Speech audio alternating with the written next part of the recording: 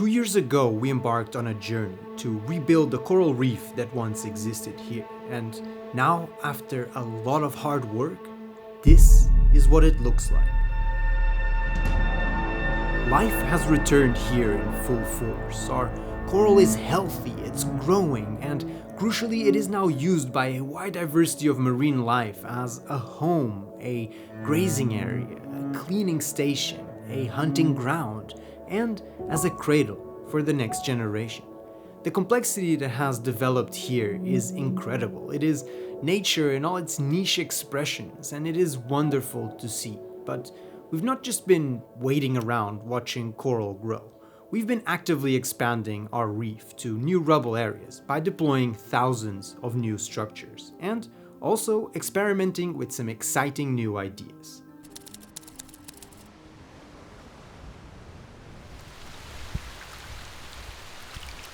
So, welcome back to a rather rainy Indonesia. It is of course February, so it's rainy season here, but we're going underwater, and besides a bit less visibility, it shouldn't really affect what I'm trying to show you, which is how much our amazing coral reef here has grown, how many more fish have come in, and also how much progress the team has made. So I want to start now by checking out all the new areas that we are restoring. Before we jump in, I think it is worth reminding you that all the work you see here and at all our other projects has been fully funded by people like you watching this video that decide to become a Mossy Earth member. So if you're keen to help out, you can join us at mossy.earth. The link is in the description. Now, to start us out, I think it is worth recapping why we are doing this work to begin with. Our project site is here in Indonesia, on the north coast of Nusa Penida. This island is home to wonderful reefs that are for the most part doing really well. The water here is generally cooler, meaning we have a lower risk of bleaching, and the whole island is now a marine protected area, meaning no dynamite fishing and no anchors, only traditional fishing and tourism. However, in the past, some damage was done by human activity, and amongst the healthy reef, we have these ugly patches of dead coral that feel like a wound on the reef itself, and they do present a real threat. You see, when it comes to reefs, structural complexity is key. It is the ecological function that provides the nooks and the crannies for all this marine life to use, as opposed to the flatness and barrenness of the rubble. And as it turns out, research shows that reefs with more human impacts have lower structural complexity, and that reefs with less structure lost even more of it during large bleaching events, meaning this 3D habitat is key for the resilience of the reef. So our mission here is simple. We are here to patch up this reef as best as possible, increasing the structural complexity and thus making it as strong and resilient as it can be to face future challenges. We're not trying to just improve a few thousand square meters. We are trying to help the whole reef to become stronger. And based on the scientific literature, the intervention we selected here is to bring back the coral cover by deploying metal structures and attaching loose coral fragments to it. So last year we were next to that big pinnacle. Yes. And that was where you were restoring. Like, how far have you extended the area?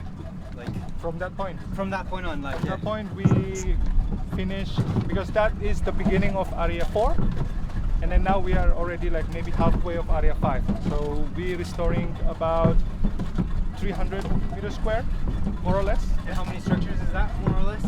I think it would be like 1,500. All right. 1,500. So we're gonna go look at 1,500 new structures. Yeah. Nice. To make sense of this restoration site, we have divided the various rubble patches into 6 distinct areas. We started with Area 1 in 2024 and went from west to east and are now reaching Area 6. As you can see, the shape of these sites is a lot more complex than this, but I think it works well to give you a little bit of perspective and to guide you along as we go through this video. So if we go from the most recent to the oldest, first we have Area 6 that is still sitting empty because we've just finished mapping it. Then in Area 5 is where we are deploying at the moment. This area is more or less a rectangular rubble patch, starting in relatively shallow water near some gorgeous coral pinnacles and then going down the slope. In the middle of the site, we have this massive coral colony that looks really healthy, but for now is a bit lonely amongst all the rubble. And it is also here where we have reached a pretty cool milestone, which is to finally connect to our original small-scale trial site from late 2023. We lost a couple of corals here to bleaching, but everything still looks quite good. So much so that we spotted a rather angry fish here, defending this place, because this is where it has decided to lay its eggs, right there on our structure. And this is a pattern we observed in a few other places on our reef, and it is really cool to see it being used in this way. Now, all the corals we source are small fragments of opportunity, meaning they break off naturally and we attach them, but sometimes, after a big storm, we find some really large pieces, such as this tabletop coral here in Area 5, or this brain coral we have incorporated into Area 4, in the hope that they will recover and attach themselves to give this new part of the reef a head start. Further along in Area 4, you can see that the shallower coral here has been growing really well. It still looks like nothing next to this glorious bit of healthy coral, but it's a start. Deeper down, we have this area where we originally were not planning to put many structures, as it is a bit deeper, but we felt it was important to stabilize the rubble here, so we added these terraces together with the structures. Maybe in the future we'll add more structures, but in the short term this solves the problem here. Another change we have made in areas 4 and 5 has been to fully commit to aluminium wires instead of plastic zip ties for attaching. This has slowed down the progress a little bit, but based on our trial we thought we could get similar survival rates, and indeed we did, which is really great to see and removes an element of the project which we didn't really like. Then, if we move along to Area 3, we start getting into the good stuff. As you can see, the corals here have exploded in size, especially in the shallow part where they get more light, and a lot of fish have noticed and have duly moved in from the adjacent reef. This place is really busy now, and it is wonderful to see it connecting with the healthy reef and starting to blend with it really well, offering a new home for all kinds of marine life. And to capture this properly, I armed Yuri with a macro lens, and he spent a few dives here using his keen diving instructor eye to find tiny crabs living among the corals, colorful nudibranch under the structures, and even a banded sea crate, a highly venomous species of sea snake that was hunting for its next meal in between our structures. Then between Area 3 and Area 2, we have these structures with no coral on them. These are a recent deployment just to connect these two areas, and we are leaving them empty to test an idea that we have. You see, normally we attach the coral right away after deploying, and then spend some weeks scrubbing the green algae that show up so that they don't take over the coral. However, there are these other algae called coralline algae, this purple stuff here, that is really great for coral to attach to. And we noticed essentially that when we put some structures in and left them alone, first they would become green, but then the coralline algae would take over, and this can actually save us some time in terms of scrubbing. So we are testing simply leaving these here until they look ideal for attaching. And just to note that if you like this nitty-gritty side of the project, you can follow Yudi and Chance's vlogs here on YouTube, on our Mossy Earth Field Notes channel, and also on Instagram and TikTok under the name Wilder Reefs. The links are in the description as well. Now, here in Area 2, the coral has also grown really well, but I think for this place it would be great for us to actually quantify things a bit for you. We like to show you our project area underwater so you can see with your own eyes how it is progressing, how it's evolving and turning into a mature reef. But we also here at Mossy Earth like to measure things accurately. So today we're gonna complete an underwater photo transect to really measure how this coral reef is progressing. So I'll be get into the water and then open the transect 25 meters, and then I'll take photos each in every 50 centimeters. So I'll take it zigzag, so I'll have like 50 photos after to process it in the software. We completed 2 transects, one here in Area 2 and another one in Area 1, which I'll show you properly in a bit. And while the process is tricky and hard to replicate perfectly each time, the results still give us a useful sample of the coral coverage in the area. In Area 2, we had a coral coverage of around 19.08%, up from 9.9% last August, and in Area 1, our sample showed a coral coverage of 49.12%, up from 42% last August, which is really cool to see. Now, this coverage varies depending where you draw your line, but I think it is still a very useful snapshot for us to have. And in this assessment, we also looked at the genus of the various corals here, with 6 different genera present in Area 2 and 10 genera present in Area 1. Remember, this is at genus level, not species level. That number is probably a lot higher. Now, in both of these sites, the Acropora genus dominates, which is no surprise. I mean, they grow really fast, and it is closely followed by the Porites. Then, in Area 1, we have a stronger presence of Echinopora, but I think if the line went over one of the larger patches, they would also be one of the dominant genera there. And then, finally, we have the rest, which is comprised of slower growing and generally rarer corals, namely the Galaxea, Hydnophora, Merulina, Goniopora, Heliopora, Pochilopora, and Psamochora genera. And I think this diversity is really important to have in our reef.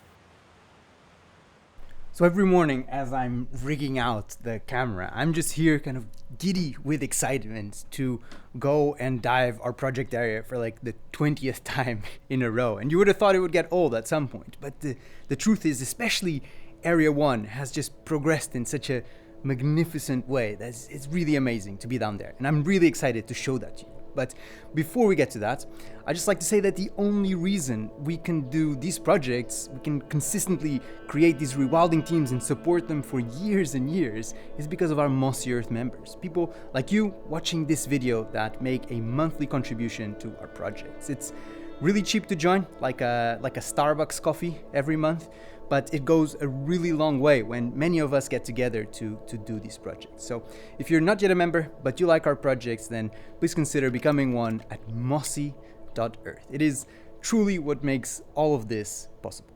Now, let's go check out Area 1, because things have really progressed yet again. 2 years ago, when Yudi, Chansa, myself, and Yulia first dove here, this place was barren. Then, 6 months after deploying the first structures here, we were surprised by the fast coral growth and the few fish that moved in. A year into the project, and this place started to look a lot more like a coral reef, but something was still missing, and I think now it has finally arrived. It is a living curtain of movement and color, not just hundreds, but thousands and thousands of fish everywhere you look, and it is not just one species, it is dozens if not hundreds of them in an incredible combination of abundance and diversity. And it felt really great to have the opportunity to dive here with the team and reflect on the progress we have made. More shallow and looking at everything, you can just, it like looks really impressive. Yeah, and I feel a little bit like now the fishes are my family now. I think I'm so welcomed here. I mean, you built it. Yeah, I mean they not so strange, just not so stranger to us anymore. They also don't mind we are hovering around. Now, it's really hard to do justice to what it feels like to be down there in this frenzy of life, but we think it is our job to bring you, our members who built this reef, down along with us, and for that we decided to experiment with a new, wider perspective that can show you the true size of these shoals. One of the first groups you'll notice here is our oldest resident shoal of yellow goatfish that have been around for more than 1 year and have continued to thrive. Then, near the pinnacle where they like to hang out, we have a cloud of bicolor chromies that live inside this coral itself and have really been multiplying in numbers. Then, lower down among our reef, we have groups of cloudy dachylus dipping in and out of the shelter that the coral offers, and often mixing with sunburst butterfly fish, which are usually seen in singles or pairs, but here on our reef, they come together in much larger groups. And then we have the shoals that really dominate in terms of numbers. We have the blue-green chromies, often mixing with the gray chromies to form these large, massive groups. I think it's so beautiful when they all swim in the same direction. And finally, we have the ever-present Sergeant Major. I mean, these guys just sort of fill the sky. When you're diving and you look up to see the surface, it's just a cloud of Sergeant Major just swimming there. And sometimes they dip down into the reef. It's just spectacular. And when observing this, I mean, it really hits home that with some hard work, it is actually possible for us to fix things up and make space for nature to thrive.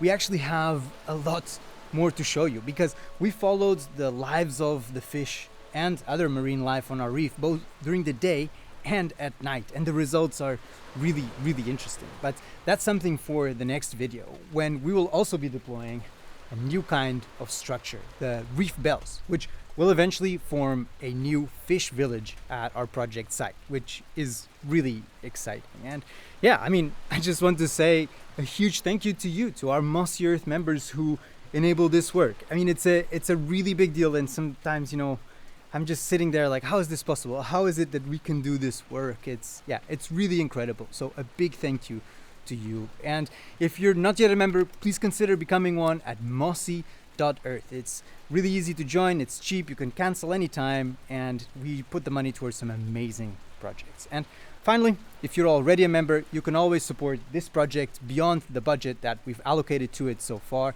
by going into the Fund Extra section of your account, where you can purchase additional structures to go down and expand this project. We will send you a photo for each structure bought in the months of March and April 2026. So yeah, a huge thank you once again, and until next time. Cheers!